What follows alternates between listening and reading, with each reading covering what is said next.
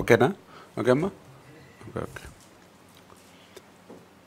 పాత్రికేయ మిత్రులందరికీ కూడా ముందుగా నమస్కారాలు తెలియజేసుకుంటూ, గౌరవ ముఖ్యమంత్రి నారా చంద్రబాబు నాయుడు గారు ఆంధ్రప్రదేశ్ రాష్ట్రాన్ని కరువు రహిత రాష్ట్రంగా మార్చాలనేటువంటి ఆలోచనతో అనునిత్యం పనిచేస్తూ, అందులో భాగంగా ఈరోజు కూడా ఇరిగేషన్ డిపార్ట్మెంట్ తోటి సుదీర్ఘమైనటువంటి రివ్యూ ఈరోజు తీసుకోవడం జరిగింది. అందులో పర్టికులర్గా ఆయన చెప్పింది, ఒక్క సంవత్సరం వర్షాలు బాగా పడి 1-2 సంవత్సరాలు వర్షాలు సరిగ్గా కురవకపోయినా కూడా ఆఖరి ఎకరం వరకు కూడా నీరు అందించేటువంటి విధంగా, ప్రతి రిజర్వాయరు నింపేటువంటి విధంగా ఒక వాటర్ మేనేజ్మెంట్, ఒక వాటర్ సెక్యూరిటీ అనేది మనం ప్రాధాన్యతనిచ్చుకుని పనిచేయాలనేది ఆయన ప్రధాన ఉద్దేశంగా ఈరోజు ఈ రివ్యూ జరిగిన విషయాన్ని సందర్భంగా తెలియజేసుకుంటూ ఉన్నా. ఈ రకంగా చంద్రబాబు నాయుడు గారు ఇచ్చినటువంటి డైరెక్షన్స్ కానివ్వండి, ఆయన ప్రతి ఆఖరి నీటి బొట్టును కూడా ఒడిసిబట్టి రిజర్వ్ చేయాలనేటువంటి ఆయన యొక్క ఆలోచన కానివ్వండి, ఈ సంవత్సరం కాలంలో మంచి సత్ఫలితాలను కూడా ఇచ్చినటువంటి పరిస్థితి, రికార్డ్స్ కూడా చూస్తూ ఉంటే మనందరికీ అర్థమవుతున్నటువంటి పరిస్థితి.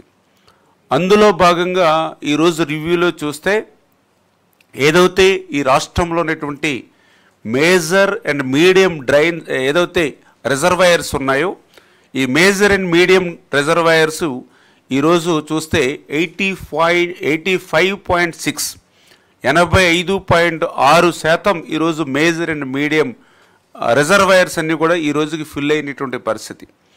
ఇదే గత సంవత్సరం చూస్తే అది 79.4% ఉన్నటువంటి పరిస్థితి. అదేవిధంగా ఈరోజు గ్రౌండ్ వాటర్ చూస్తే అది ఏదైతే 8.43 మీటర్స్ ఈరోజు గ్రౌండ్ వాటర్ ఉన్నటువంటి పరిస్థితి.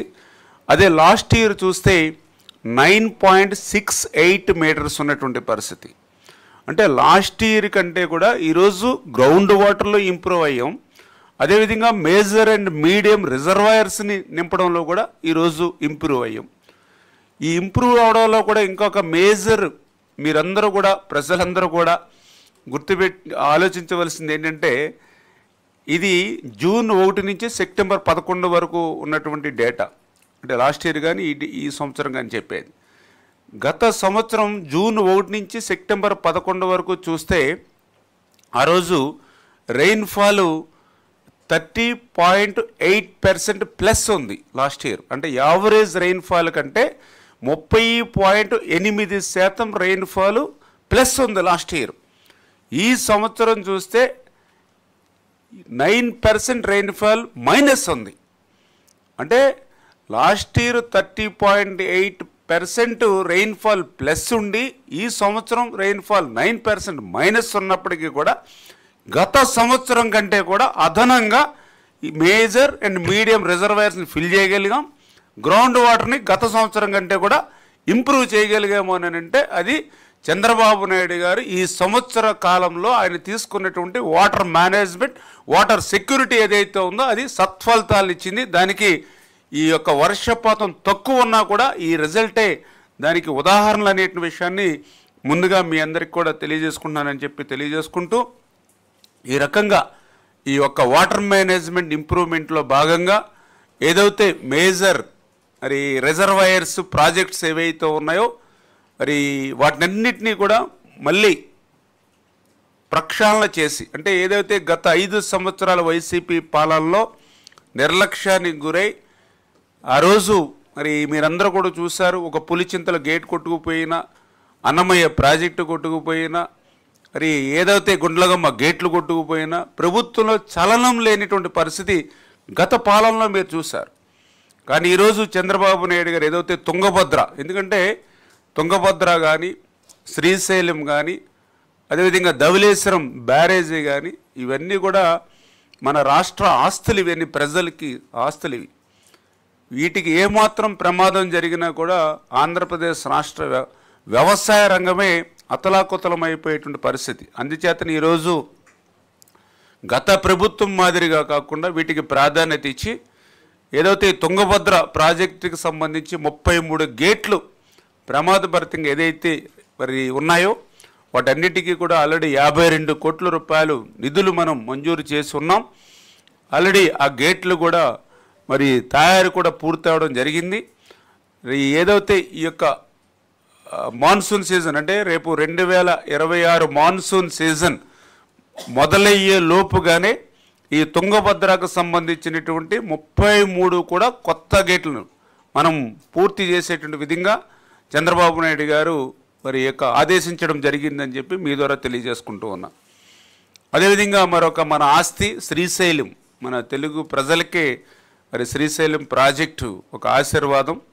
అటువంటి శ్రీశైలం ప్రాజెక్టుకు సంబంధించి గ్రౌటింగ్ కానీ అదేవిధంగా లెఫ్ట్ అండ్ రైట్ ఫ్లాంక్స్కి సంబంధించి స్ట్రెంగ్తనింగ్ కానీ అదేవిధంగా స్పిల్వే సంబంధించినటువంటి వర్క్స్ కానీ అప్రాన్ సిలిండర్ అదేవిధంగా అప్రోచ్ రోడ్ డ్యామ్కి ఇవన్నీ కలిపి 209 కోట్ల రూపాయలు నిధులు మంజూరు చేసి ఇవి కూడా వచ్చే వర్షాకాలం నాటికి అంటే వచ్చే మాన్సూన్ సీజన్ లోపుగానే ఇవి కూడా ఏజెన్సీలని అన్నింటినీ కూడా త్వరితగతంగా పూర్తి చేసి మరి ఈ వర్క్స్ను కూడా మరి కంప్లీట్ చేయమని చెప్పేసి కూడా చంద్రబాబు నాయుడు గారు కూడా ఆదేశించడం జరిగిందని చెప్పి మీ ద్వారా తెలియజేసుకుంటూ అదేవిధంగా ఉభయ గోదావరి జిల్లాలకు ధవళేశ్వరం మీ అందరికీ తెలుసు. ఆ రోజు మహానుభావుడు సరార్థన్ కాటన్ మరి ఏదైతే ధవళేశ్వరం ఉందో ఆ ధవళేశ్వరానికి సంబంధించినటువంటి గేట్స్ కూడా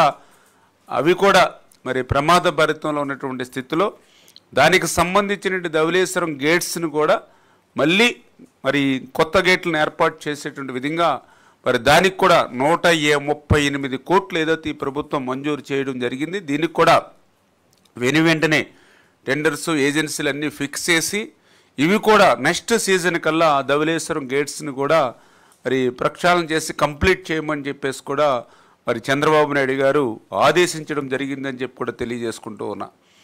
అదేవిధంగా గోరకల్లు రిజర్వాయర్ మీ అందరికీ తెలుసు. ఏదైతే మరి జిఎన్ఎస్ఎస్ గాలేరు నగర్ ఏదైతే ఉందో ఆ గాలేరు నగర్కి మొట్టమొదటి రిజర్వాయరే గోరకల్లు.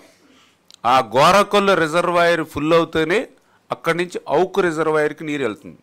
అవుకు రిజర్వాయర్ ఫుల్ అవుతేనే గండికోటకి నీరు వెళ్తుంది. ఆ గండికోటకి నీరు వెళ్తేనే చిత్రావతికైనా మైలవరంకైనా పైడిపాలెమైనా ఎక్కడికి పోవాలన్నా కూడా అంటే రాయలసీమలో ఉన్నటువంటి 60-70% రిజర్వాయర్లు ఫుల్ కావాలని అంటే గోరకల్లు రిజర్వాయర్ ఫుల్ అవుతూనే జరుగుతుంది. అటువంటి గోరకల్లు రిజర్వాయర్ ప్రమాదభరితంగా ఉంటే గత 5 సంవత్సరాల పాలనలో ₹1 కూడా ఆ గోరకల్లు రిజర్వాయర్కి పెట్టినటువంటి పరిస్థితి లేదు. ఆఖరికి కడప జిల్లాకి నీరు అందించేది గోరకల్లు రిజర్వాయర్. ఆఖరికి జగన్మోహన్ రెడ్డి గారు సొంత నియోజకవర్గం పులివెందులకి కావలసిన నీరు చిత్రావతి బ్యాలెన్స్ రావాలన్నా కూడా గోరకల్లు రిజర్వాయర్ నుంచి నీరు రావాలి. అంతటి ప్రాధాన్యత కలిగినటువంటి గోరకల్లుని గాలికి వదిలేస్తే మళ్ళీ ఈ ప్రభుత్వం మనం వచ్చి ఇప్పుడు 56 కోట్ల రూపాయలు ఆ గోరకల్లు మరమ్మతులకు ఇచ్చి ఈ యొక్క గోరకల్లు మరమ్మతులను కూడా రేపు సీజన్ అంటే ఇప్పుడు ఆల్రెడీ వాటర్ ఫిల్ చేస్తున్నాం కాబట్టి నెక్స్ట్ ఇయర్ మళ్ళీ మాన్సూన్స్కి వచ్చేటప్పటికి ఇది కూడా ఆ రిపేర్స్ని కూడా కంప్లీట్ చేయాలి. ఎందుకంటే ఆ యొక్క గాలేరు నగర్కి గుండెకాయలు అంటే ఆ గోరకల్లుని మరి మీరందరూ కూడా ఇమ్మీడియట్లీ ఏదైతే ఈ సీజన్లో అది పనులు కంప్లీట్ చేయమని చెప్పేసి కూడా మరి ముఖ్యమంత్రి గారు మా అందరికి కూడా ఆదేశాలు ఇచ్చడం జరిగిందని చెప్పి కూడా తెలియజేసుకుంటూ మరి అదేవిధంగా తుంగభద్రకు సంబంధించి హెచ్ఎల్సి కింద ఏదైతే పిఏబిఆర్ రిజర్వాయర్ ఏదైతే ఉందో మరి ఇది కెపాసిటీ 11 TMC ఉన్నప్పటికి కూడా అక్కడ డ్యామ్ సేఫ్టీ దృష్ట్యా దాన్ని ఇప్పుడు వరకు మనం నిలపలేకపోతున్నాం. అందుకే ఇది కూడా CWPRS ఏదైతే పూణేలో ఉందో మరి వాళ్ళతో మనం టెస్ట్ చేయించుకుని దాన్ని కూడా ఫుల్ ఫ్లెడ్జెడ్గా నెక్స్ట్ సీజన్కి పిఏబిఆర్లో కూడా నీరు నిలపడానికి ఏ రకంగా ఎంత ఖర్చు అవుతుంది, ఏ రకమైన చర్యలు తీసుకోవాలి వాటినన్నింటి మీద కూడా దృష్టి పెట్టి దాని మీద కూడా ఒక రిపోర్ట్ తయారు చేసి యాక్షన్ ప్లాన్ చేసుకోమని చెప్పి కూడా తెలియజేయడం జరిగిందని చెప్పి మీ ద్వారా తెలియజేసుకుంటూ అదేవిధంగా హంద్రీనివా మొన్ననే మీరు చూశారు.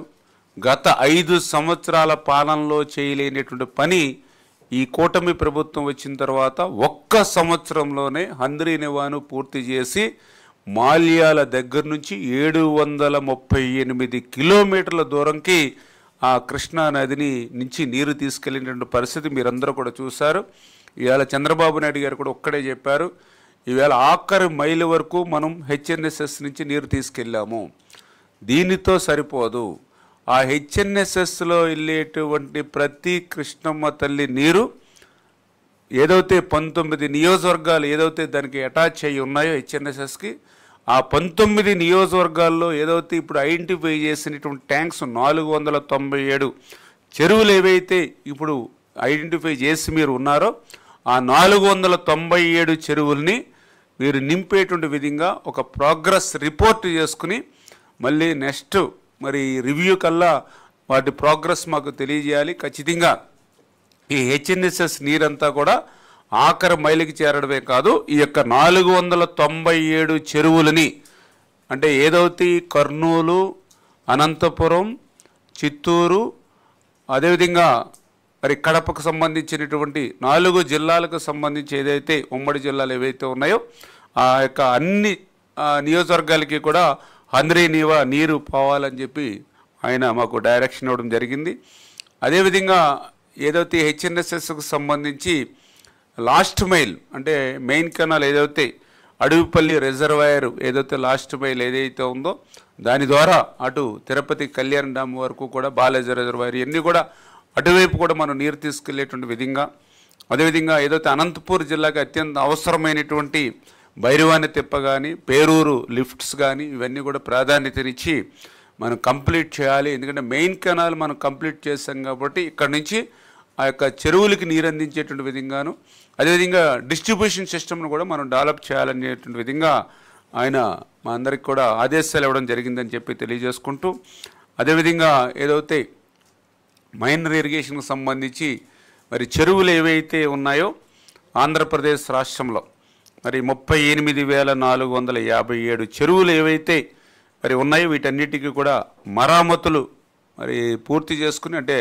బండ్ స్ట్రెంగ్తనింగ్ కానీ డీసెల్టింగ్ కానీ ఇవన్నీ చేసి ఈ 38,457 చెరువులు కూడా పూర్తి స్థాయిలో నీరు నింపేటువంటి విధంగా ఒక యాక్షన్ ప్లాన్ కూడా తయారు చేసుకోమని చెప్పేసి కూడా ఈ రివ్యూలో తెలియజెప్పడం జరిగిందని చెప్పి తెలియజేసుకుంటూ, మరి ఈ రకంగా మరి ఏదైతే ఈ యొక్క గ్రౌండ్ వాటర్ కూడా ఇంకా ఇంప్రూవ్ కావడానికి అంటే లాస్ట్ ఇయర్తో కంపేర్ చేస్తే బాగా ఇంప్రూవ్ అయ్యాం తక్కువ రెయిన్ఫాల్ ఉన్నప్పటికీ కూడా. కాకపోతే చంద్రబాబు నాయుడు గారు ఇంకా ఆయన పూర్తి స్థాయిలు అంటే ఆయన ముందుగా చెప్పినట్టు ఒక్క సంవత్సరం వర్షాలు బాగా పడి 1-2 సంవత్సరాలు లేకపోయినా కూడా దుర్భిక్షమైనటువంటి పరిస్థితులు రాష్ట్రంలో ఉండకూడదు అని అంటే అది గ్రౌండ్ వాటర్ ఇంప్రూవ్ చేస్తేనే మనకు అవుతుంది.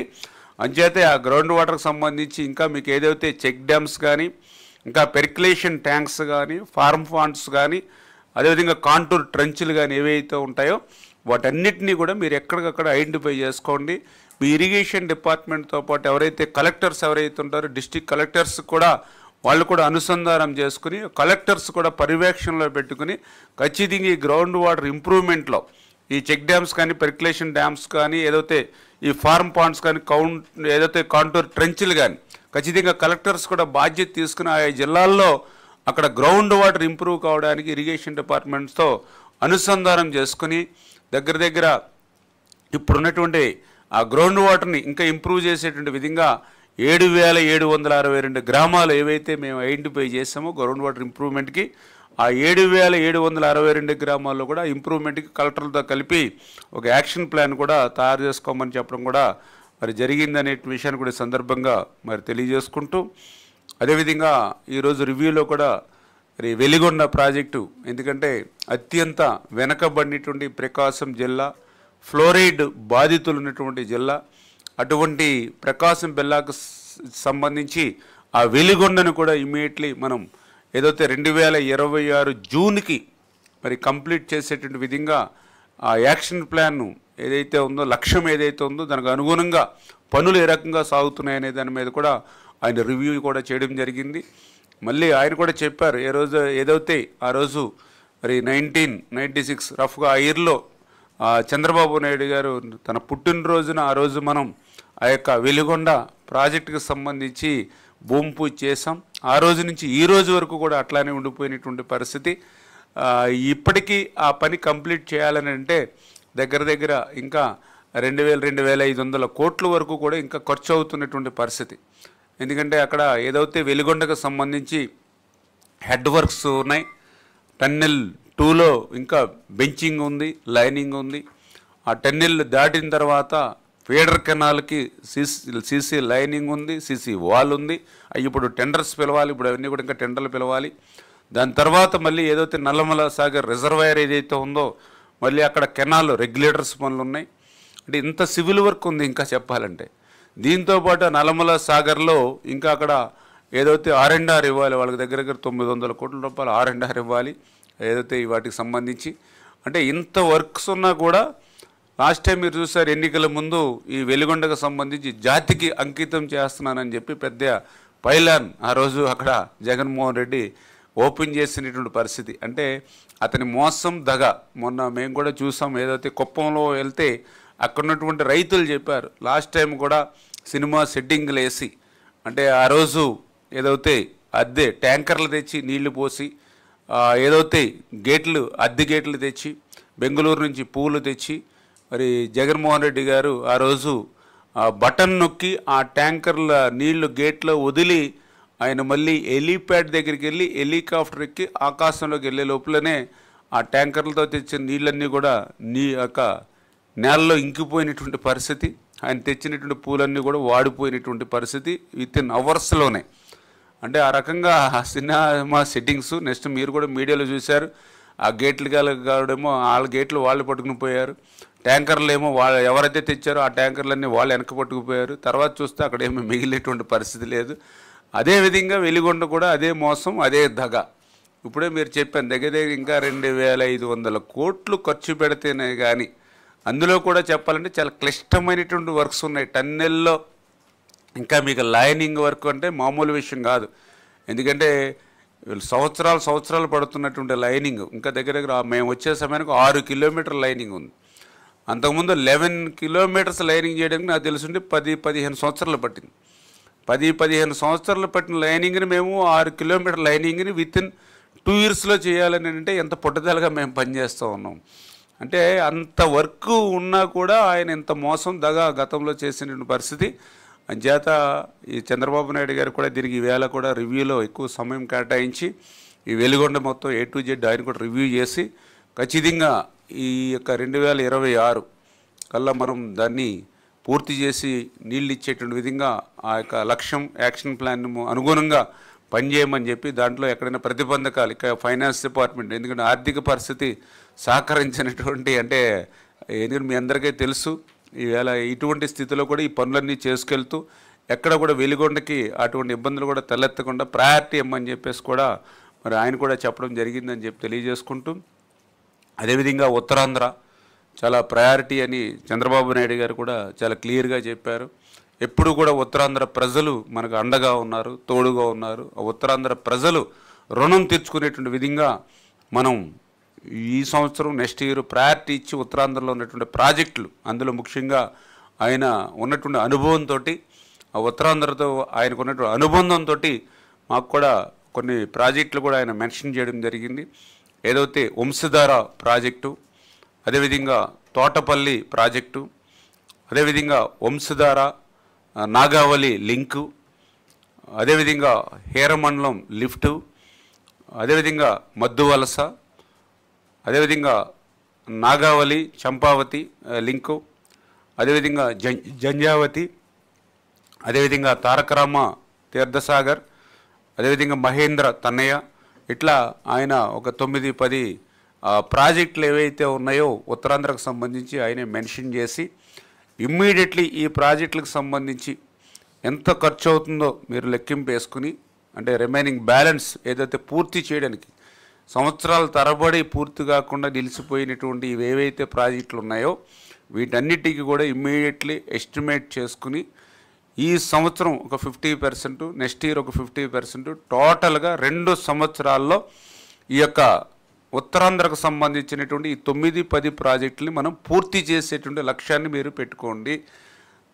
దానికి సంబంధించినటువంటి యాక్షన్ ప్లాన్ మీరు రెడీ చేసుకుని ఉంటే వచ్చే నెలలోనే ఒకసారి ఉత్తరాంధ్రకు వచ్చి ఈ ప్రాజెక్టుల మీద పర్యవేక్షణ కూడా నేను చేస్తానని చెప్పి కూడా ముఖ్యమంత్రి గారు కూడా చెప్పడం జరిగింది. అందుకు అనుగుణంగా ఈ ఉత్తరాంధ్ర మీద ప్రాజెక్టుల మీద కూడా స్పెషల్ ఫోకస్ పెట్టి ఈ వచ్చే నెలలోనే ఈ యొక్క పనులన్నీ కూడా ప్రారంభించుకుని ఫస్ట్ ఇయర్ కొంత, సెకండ్ ఇయర్ కొంత, 2 ఇయర్స్లో ఇవి ఉత్తరాంధ్ర ప్రాజెక్టులు కూడా కంప్లీట్ చేసేటువంటి విధంగా యాక్షన్ ప్లాన్ కూడా తీసుకుని ముఖ్యమంత్రి గారి దగ్గరికి నెక్స్ట్ మీటింగ్కి వెళ్తామనే విషయాన్ని కూడా మీ ద్వారా ఈ సందర్భంగా తెలియజేసుకుంటూ, అదేవిధంగా ఏదైతే మీ అందరికీ తెలుసు వరికిపూడి శిల మన మాచర్ల అంటే అత్యంత దుర్భరమైనటువంటి కనీసం త్రాగడానికి నీళ్లు కూడా లేనటువంటి ఏదైతే మరి మాచర్ల కాన్స్టిట్యున్సీ ఏదైతే ఉందో దానికి సంబంధించి ఆ వరికిపూడి శిలకు సంబంధించి ఏదైతే అడ్డంకులు ఏవైతే అంటే ఎన్విరాన్మెంట్ క్లియరెన్స్ కానీ ఫారెస్ట్ కానీ ఏవైతే ఉన్నాయో అవన్నీ కూడా క్లియరెన్స్ చేసుకుని